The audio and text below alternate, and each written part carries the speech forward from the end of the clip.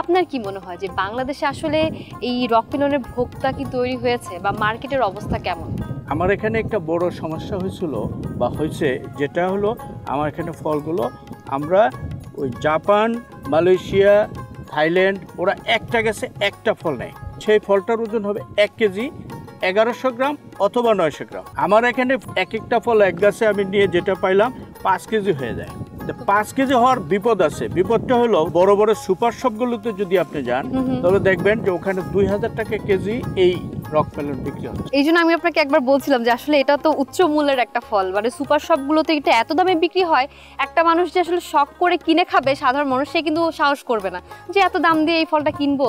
যদি আমাদের দেশে চাষ হতো তাহলে হয়তো বা একটু দাম কম পাওয়া যেত। আমি আপনার সাথে এইটার ব্যাপারেই বলি যে এই যে 2000 টাকা হয়, আমার একটা ফলের দাম তাহলে 10,000 টাকা হবে। এটা কোনো ক্রমে অ্যাফোর্ড করা সম্ভব না। এটা আমার দেশ না, যে কোনো দেশেই এই 5 কেজি ওজনের ফল অ্যাফোর্ড করার মতো ক্লাস কম থাকে, পপুলেশন কম থাকে। সেই জন্য আমরা এখন মনোযোগ দিচ্ছি যে 1 কেজি 1.5 কেজি 2 কেজির বেশি যেন না হয়। মার্কেটটা অ্যাকচুয়ালি এখনো পর্যন্ত আমরা এটা বিক্রি করি 200 টাকা, এখান থেকে বিক্রি করি। মার্কেটে যেতে যেতে 300 টাকা 350 টাকা হয়। 2 কেজি ফল কিন্তু এখনো 700-800 টাকা। সেই জন্য এটা এখনো পর্যন্ত মিডল ক্লাস পর্যন্ত আছে। যে আমি আশাবাদী যে যখন এটা ব্যাপকভাবে চাষ করা আমাদের চাষিরা আরো বেশি আয়ত্ত করতে পারবে, তখন এটা তরমুজের মতো 100 টাকা কেজিও বিক্রি করা সম্ভব হবে। মোজাম্মেল ভাই, আপনার রকমেলনের অনেক প্রশংসা শুনলাম আপনার কাছ থেকে যে 5 কেজি ওজনেরও রকমেলন আপনার এখানে হচ্ছে।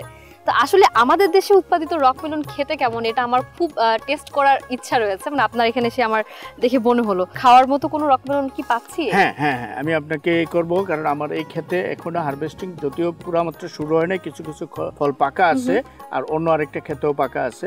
এই তরিকুল, একটা ফল ওখান থেকে পাইকে নিয়ে আসো যেটা উপযুক্ত হয়েছে, খাওয়ার উপযোগী। তাতে ফলের সাইজ ছোট হচ্ছে, মানুষের পারচেজ ক্যাপাসিটিটার ভিতরে নিয়ে আসতে চাচ্ছি। বাহ, একদম পাকা ফলটা একটু হালকা হলুদ হয়ে যাবে, তাই তো? একটু হলুদ হবে, এবং এই যে মাস্ক যেটা আমি শুরুতে বলছিলাম যে মাস্কটা খুব দৃশ্যমান হয়ে আছে, দৃশ্যমান হবে, তখন বুঝতে হবে যে ফলটা পাকা। আপনি যখনই কোথাও স্টোর থেকে কিনবেন তখন এই জিনিসটা খেয়াল করতে হবে। আরেকটা বিষয়, না আসলে এই যে দাম যেটা বলছিলেন যে দামের কারণে আসলে দেখা হয়নি কিনে, তো আজকে দেখি আপনার এখান থেকে খেয়ে কেমন লাগে। হ্যাঁ, কাছে একটু।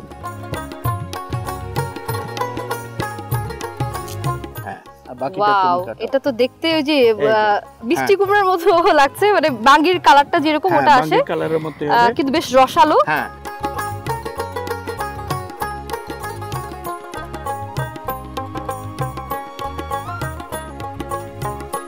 তরমুজের মতো অনেকটা স্বাদ, এর মধ্যে পানির পরিমাণও অনেক বেশি, তবে খেতে আসলে একটু অন্যরকম।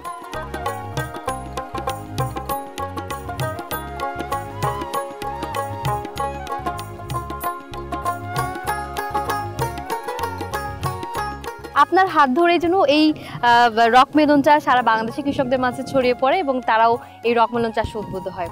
ভালো থাকবেন। আপনাকে আমাদের এই প্রান্ত অ্যাগ্রো রিসার্চ অ্যান্ড ডেভেলপমেন্ট ইনিশিয়েটিভসের পক্ষ থেকে আপনাকে এবং আপনার আরটিভি টিমকে ধন্যবাদ যে আপনারা এই জিনিসটা চাষি ভাইদের নিকট পৌঁছে দেওয়ার জন্য একটা উদ্যোগ গ্রহণ করেছেন, কষ্ট করে এখানে আসছেন।